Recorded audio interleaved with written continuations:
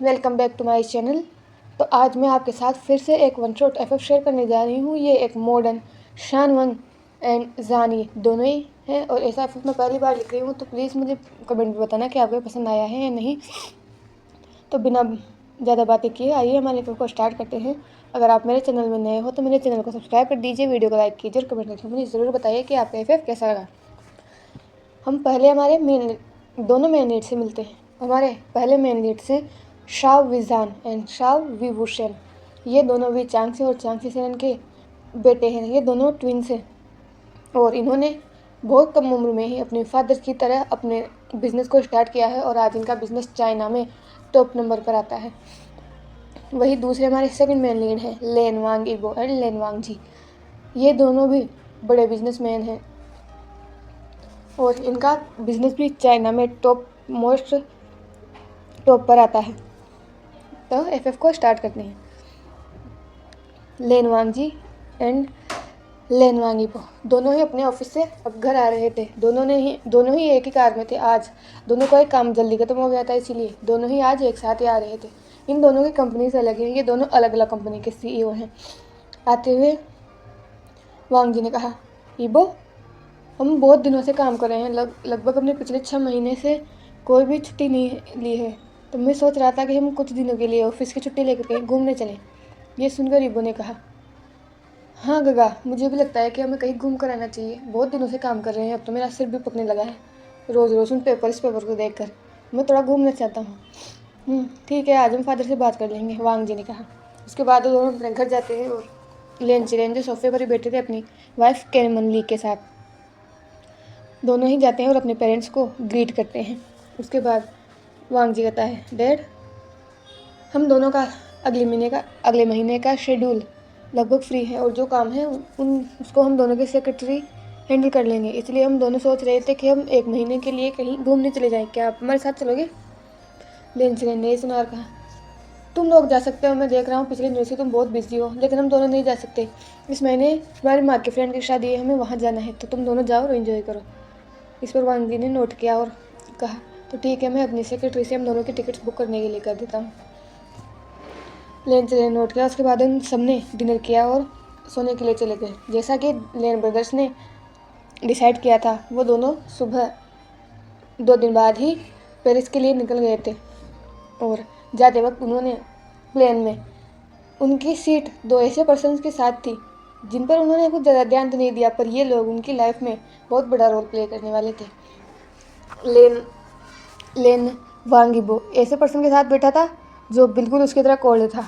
लेन वांगिबो और लेन वांग अपने पेरेंट्स के साथ हंसते हैं, खुश रहते हैं, उनसे बातें करते हैं, लेकिन ये अपनी कंपनीज में या फिर बिजनेस वर्ल्ड में अपने कोल्ड फेस और एटीट्यूड के लिए जाने जाते हैं।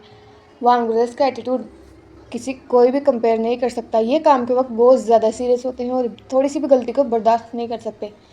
लगभग 4 से 5 घंटे की जर्नी के बाद अब ये लोग पेरिस पहुंच चुके थे। दोनों ने ही पेरिस में एक होटल बुक किया और वहाँ चले गए।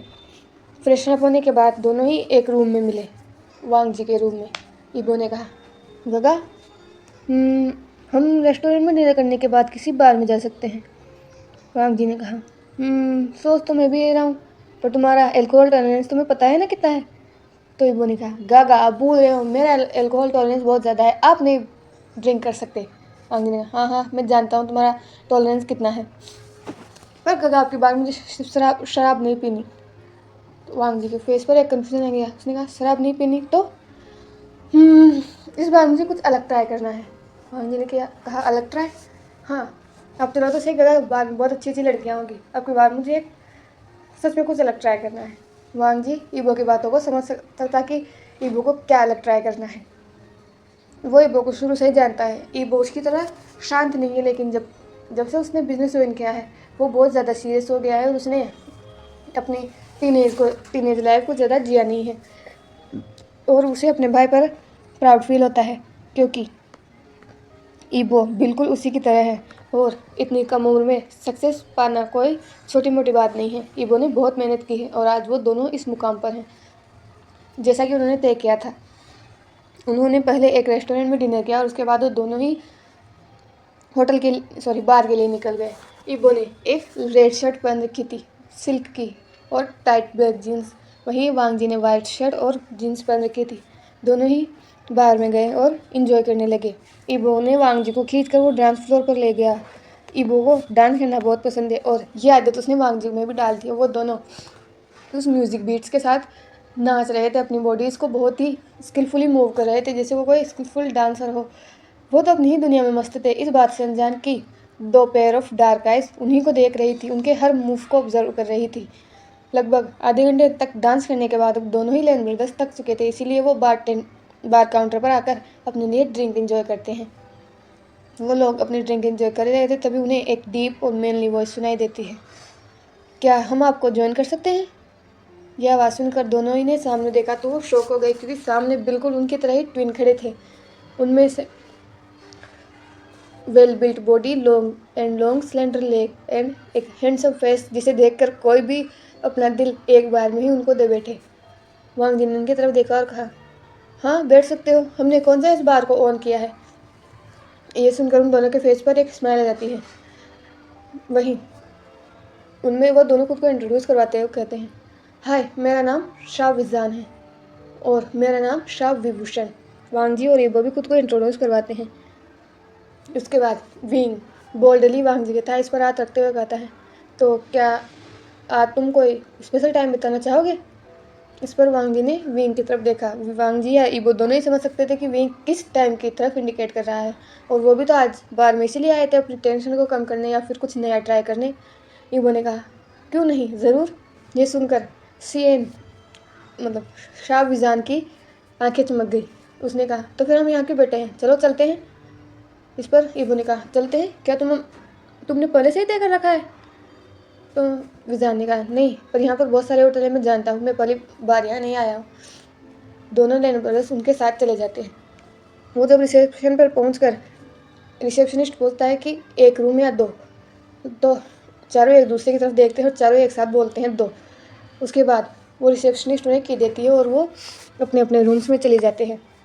और जैसे ही रूम्स अपना विजान ईबो के साथ और विंग वांग जी के साथ जैसे ही वो रूम में जाते हैं, विंग वांग जी को किस करने के लिए उसे वॉल पर पुश कर देता है, लेकिन वो उसके लिप्स की तरफ बढ़ रहा था कि वांग जी ने उसके लिप्स पर अपने हाथ को रख दिया।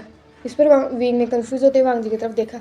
वांग जी ने कहा, तुम जहाँ चाहो मुझे किस कर सकते हो, सिर्फ लिप्स पर नहीं, ये जगह किसी स्पेशल के लिए है और मैं नहीं चाहता कि किसी वन नाइट स्टैंड के लिए ही मैं अपना फर्स्ट किस किसी को दे दूँ। ये सुनकर विंग के फेस पर थोड़ा सा डिसअपॉइंटमेंट तो था, लेकिन फिर उसने वांग जी की नेक पर किस करना स्टार्ट किया और जल्दी ही उन दोनों ने अपनी डेली नाइट एक्टिविटी स्टार्ट कर दी। वहीं बोबो ने भी वांग ईबो ने भी विजान से सेम यही बात कही थी। वो भी अपना फर्स्ट किस किसी वन नाइट स्टैंड में ही नहीं देना चाहता था। और उस रात उन चारों ने ही एक दूसरे के साथ एक हॉट और वाइल्ड नाइट स्पेंड की। वो चारों ही इतना थक चुके थे, या फिर कहें कि वांग जी और ईबो इतना थक चुके थे कि उस रात वो वहीं विजान और वुजियान की बाहों में सो गए। नेक्स्ट मॉर्निंग सबसे पहले उठने वाले लेन ब्रदर्स थे। वांग जी जब उठा और उसने अपने हाथों को स्ट्रेच करने की कोशिश की तो उसे फील हुआ कि किसी ने उसको टाइटली हक कर रखा है। उसने जब घूम कर देखा तो वो वुजियान था। वांग जी वुजियान के फेस को ही देखने लगा और वांग जी कल रात से अब तक ये तो समझ गया था कि ये शाह ब्रदर्स के लिए भले ही वन नाइट स्टैंड हो, लेकिन उसके लिए नहीं था। वो जब से उसने वुजियान को पहली बार देखा था तब से ही वो समझ गया था कि वो वुजियान से प्यार करने लगा है, नहीं तो वो किसी ऐसे ही रैंडम गाय के साथ अब कोई भी नाइट स्पेंड नहीं करता। और अब तो उसे पूरा यकीन हो गया था, लेकिन उसे ये नहीं पता कि वुजियान उसके बारे में क्या सोचता है। उसे यही लग रहा था कि वुजियान के लिए ये सिर्फ वन नाइट स्टैंड है और इसके बाद उन चारों के रास्ते कभी नहीं टकराएंगे। यही सोचकर वांग जी केयरफुली उठता है और अपने कपड़े जो वही फ्लोर पर इधर उधर पड़े हुए थे उनको उठाकर पहनता है और रूम से बाहर आ जाता है। जब वो बाहर आता है तो देखता है कि इबो भी अपने रूम से बाहर आया था। वांग जी ने इबो की तरफ देखा और कहा, इबो अब हमें चलना चाहिए। उसके बाद वो लोग उस होटल से निकल जाते हैं और कुछ दिन और पेरिस में बिताने के बाद वो वापस चाइना आ चुके थे। लेकिन वांग जी को लगा था कि ये सिर्फ अट्रैक्शन है, वो विंग की हैंडसमनेस या फिर ब्यूटी से सिर्फ अट्रैक्ट हुआ है। लेकिन नहीं, इतने दूर वुजियान से दूर रहने के बाद वांग जी को अब ये यकीन हो चुका था कि वो वुजियान से प्यार करने लगा है। लेकिन इसका कोई मतलब नहीं था। शायद शाह ब्रदर्स को तो अब वो दोनों याद तक नहीं होंगे, और ईबो के साथ भी यही हुआ था। ईबो ने अपने गगा को इतना परेशान देखा तो उसने ईबो से पूछा था कि वांग जी से पूछा था कि क्या हुआ, और वांग जी ने उसे सब कुछ बताया था। बचपन से ही वांग जी ईबो से कुछ नहीं छुपाता। छोटी बात से लेकर बड़ी से बड़ी बात वांग जी ईबो को बता देता है। ईबो ने ये सुना तो उसने भी कहा था कि वो भी विजान से प्यार करने लगा है, लेकिन उन्हें नहीं पता कि वो दोनों उनके बारे में क्या सोचते हैं, तो उन्हें झूठी आश या उम्मीद नहीं बनानी चाहिए। ऐसे ही लेन ब्रदर्स का टाइम बीत रहा था। वो दोनों उनको मिस तो करते, लेकिन कभी उन्हें ढूंढने की कोशिश नहीं की। ऐसे ही एक दिन वांग जी छत पर अकेला बैठा मून को ताक रहा था। तभी उस पीछे से ईबो ने आते हुए कहा, गगा क्या हुआ, आप यहाँ अकेले क्यों बैठे हैं? वांग जी ने ईबो की तरफ देखा और कहा, कुछ नहीं, बस मैं सोच रहा हूँ कि हमारी किस्मत भी कैसे ही ना ईबो।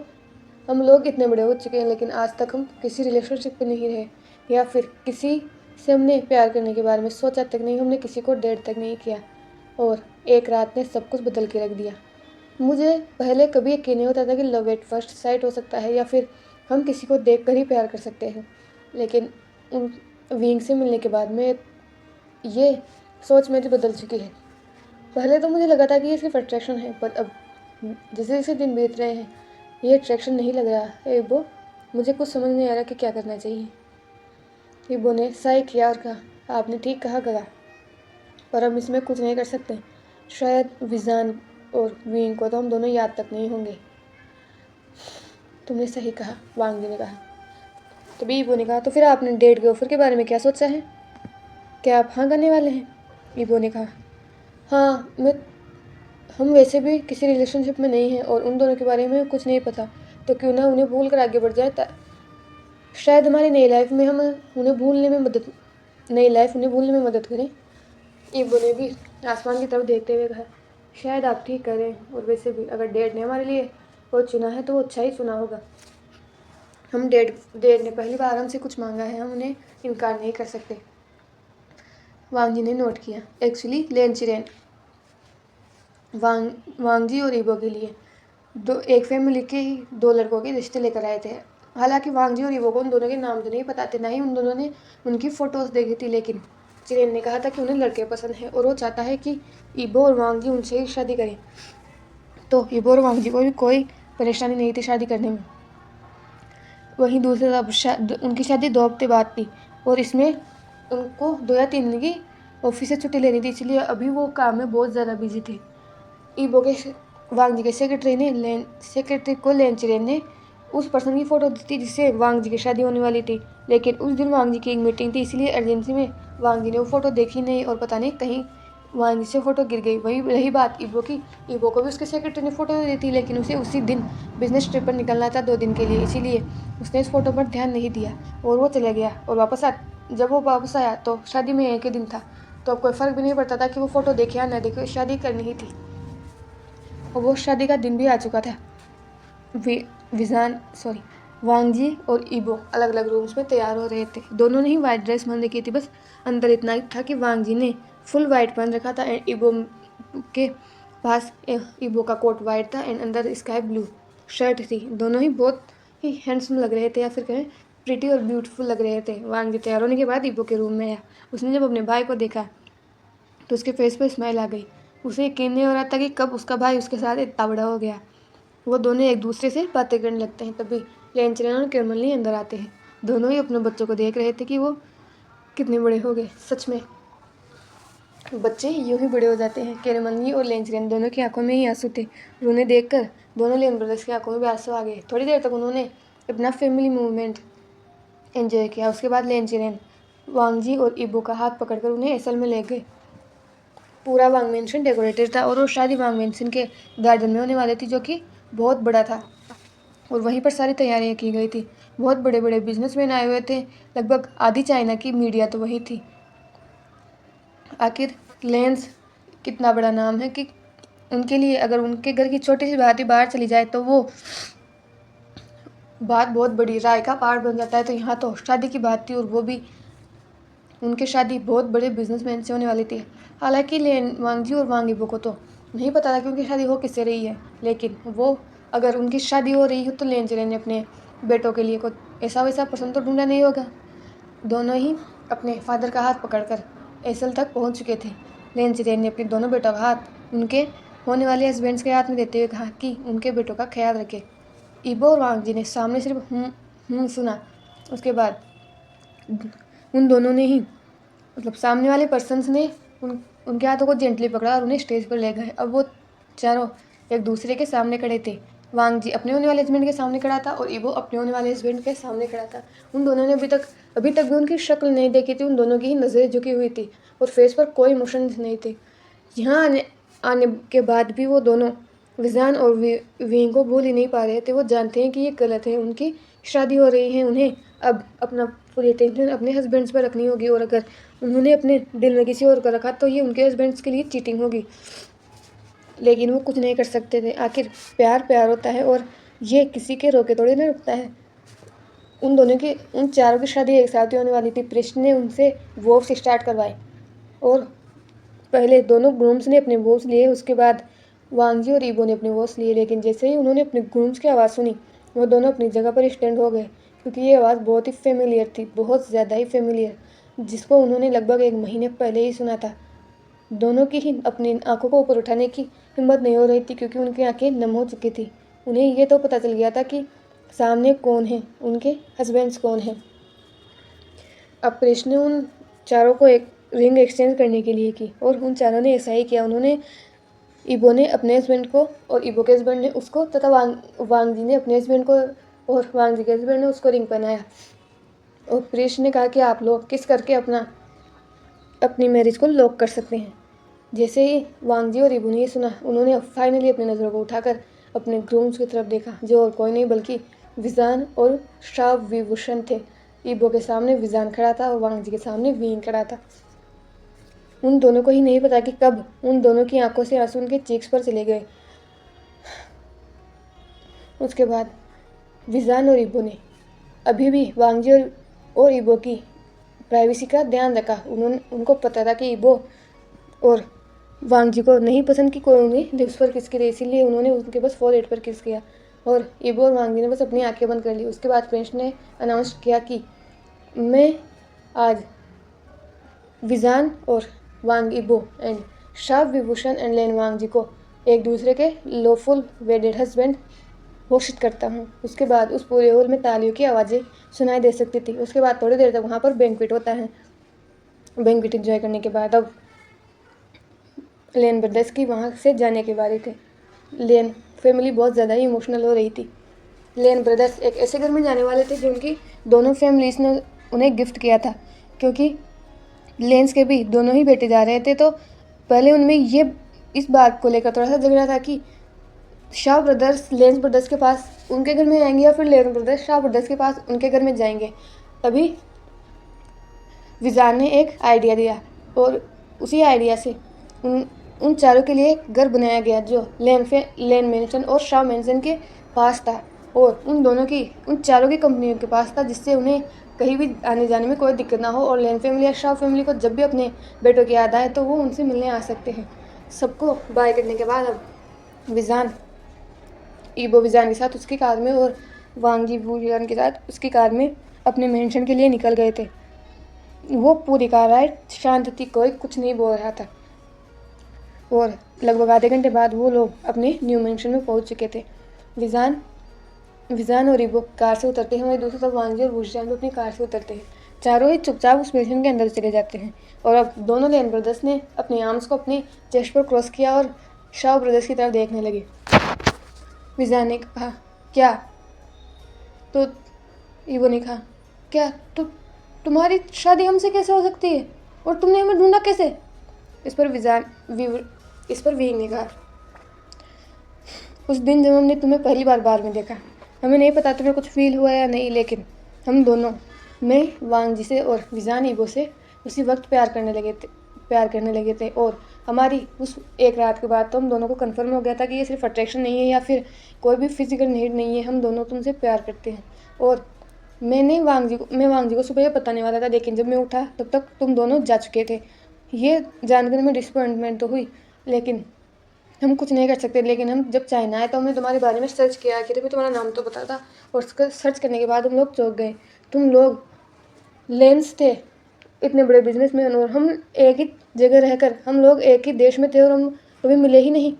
हम लोग शौक थे, लेकिन फिर हमने हमारे पेरेंट्स से कहकर हमारा रिश्ता तुम्हारे लिए भिजवाया। पहले तो हमें लगा था कि तुम हमें रिजेक्ट कर दोगे, पर हमें पता चला कि तुमने शादी के लिए हाँ कर दिया है। और हम हमारी फ़ोटो भी तुम्हारे लिए पूछी गई थी, तो हमें लगा था कि शायद तुमने हमें देख कर ही हाँ कहा हो। लेकिन आज शादी में तुम्हारे फेस देखकर तुम्हें ऐसा लग रहा था कि जैसे तुम्हें पता ही नहीं था कि तुम्हारे हस्बैंड्स कौन होने वाले हैं। तुम पहले तो उदास लग रहे थे, लेकिन जब तुमने हमारे फेसेस को देखे तो तुम्हारी आंखों में आंसू क्यों थे? इस पर अब वांगजी ने कहा, सिर्फ तुम ही नहीं थे जिन्हें प्यार हुआ था, हम भी तुमसे प्यार करने लगे थे। लेकिन मुझे ये लगा था कि ये सिर्फ अट्रैक्शन है, लेकिन जब हम चाइना वापस आए तो मुझे समझ आ गया था कि ये सिर्फ अट्रैक्शन नहीं है, बल्कि हम तुमसे प्यार करने लगे हैं। और रही बात शादी की, तो हम तुम्हें भूल ही नहीं पा रहे थे, और हमें लगा कि अगर हम शादी कर लेंगे और अपनी नई फैमिली में चले जाएंगे तो शायद तुम्हारी यादों से निकल पाएंगे। और तुमने सही कहा, हमने तुम्हारी फ़ोटोज़ नहीं देखी थी। एक्चुअली जिस दिन तुम्हारी फ़ोटो हमारे पास आई थी उस दिन मैं बहुत ज़्यादा बिजी था और तुम्हारी फ़ोटो मैंने खो दी। और रही बात ईबो की, तो ईबो उसी दिन बिजनेस ट्रिप के लिए चला गया था, इसलिए उसने भी विजान की फ़ोटो नहीं देखी। लेकिन आज तुम्हारे सामने पहुंचने तक भी हम दोनों तुमको बुला ही नहीं पा रहे थे। हमें लग रहा था कि हम हमारे होने वाले हस्बैंड्स को चीट कर रहे हैं, क्योंकि शायद हमें शादी तो कर रहे थे लेकिन हम उन्हें प्यार ही नहीं कर पाते। लेकिन जैसे ही हमने तुम्हारी आवाज़ सुनी और पृष्ठ से तुम्हारा नाम सुना, तुम सोच भी नहीं सकते हम कितने खुश थे। ये बोलकर वांग जी ने ईबो की तरफ देखा और ईबो ने नोट किया, और उन दोनों ने ही तुरंत विजान और विंग को हक कर लिया। वांग जी ने अपने फेस को विंग की नेक में छिपाते हुए कहा, मैं तुमसे बहुत ज़्यादा प्यार करता हूँ। मैंने सोचा भी नहीं था कि हमारी डेस्टिनी हमें यहाँ लेकर आएगी। मुझे तो लगा था कि अब हम एक दूसरे से कभी नहीं मिल पाएंगे। वही ईबो ने भी कहा कि मैंने भी कहीं नहीं सोचा था, मैं भी तुमसे बहुत प्यार करता हूँ विजान और विंग ने भी अपने अपने पार्टनर्स के अराउंड अपने हाथ रेब करते हुए कहा, हम दोनों भी तुमसे बहुत ज़्यादा प्यार करते हैं। और फिर कहता, आज थी उनकी वेडिंग नाइट, तो उन्होंने अपनी वेडिंग नाइट को बहुत अच्छी तरह से स्पेंड किया। और अब उन लोगों को एक साथ रहते हुए लगभग 1 महीना हो चुका था, और वो दोनों एक दूसरे के साथ बहुत ज़्यादा, वो चारों एक दूसरे के साथ बहुत कुछ थे। और लेन फैमिली और शाह फैमिली को जब भी याद आती वो लोग यहाँ पर आ जाते और अपने बेटों से मिलकर वापस अपने घर चले जाते थे।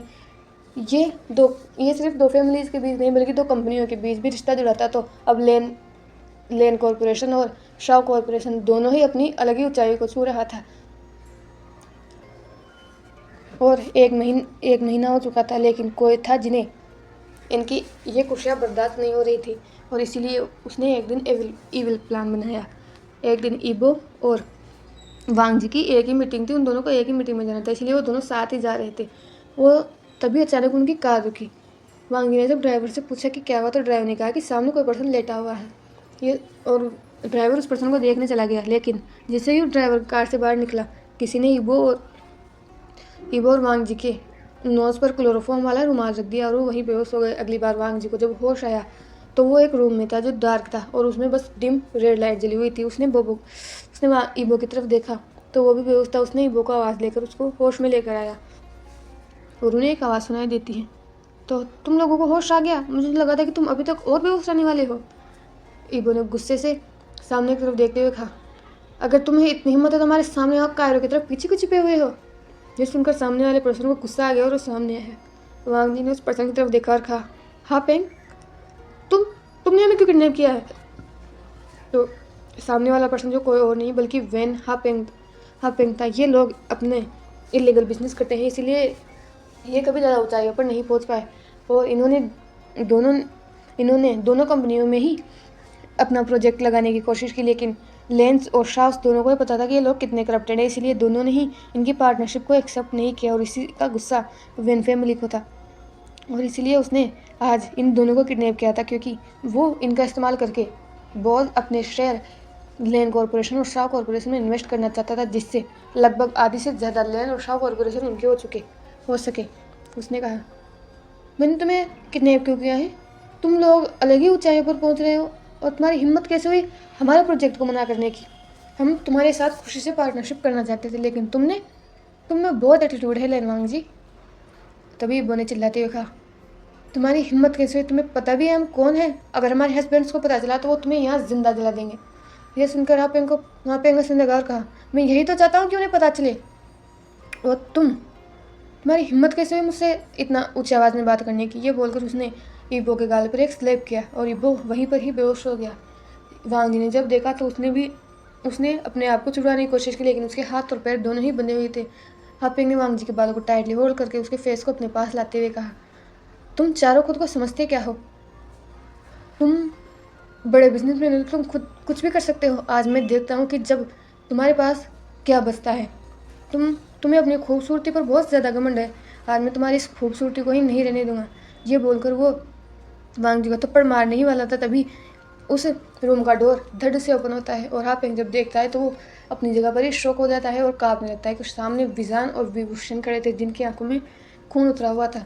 उन्होंने आकर हापेंग को बहुत बुरी तरीके से मारना स्टार्ट किया और उनके पीछे ही पुलिस आ गई, जिसने वेन हापेंग को अरेस्ट कर लिया। और उसके बाद वेन्स के बहुत सारे कारनामे पब्लिक के सामने आ गए, जिससे वेन्स बैंकरप्ट हो गए और हापेंग के फादर उसके भाई को पुलिस ने अरेस्ट कर लिया। वहीं दूसरी तरफ विजान ने ईबो को और विभूषण ने वांग जी को संभाला, जो कि वो भी बेहोश हो चुका था।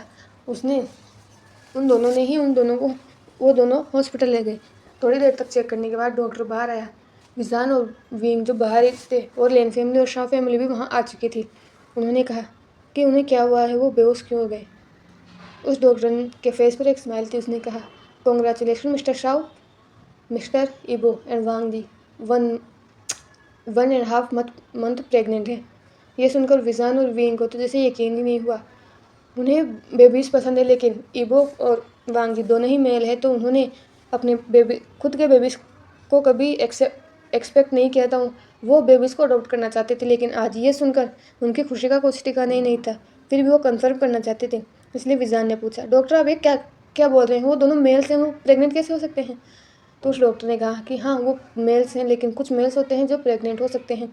और ये बात शायद मिस्टर लेन जानते हैं। मैंने पहले भी इन दोनों को ट्रीट किया है। इस पर अब सभी की नज़रें लेन फैमिली पर थी।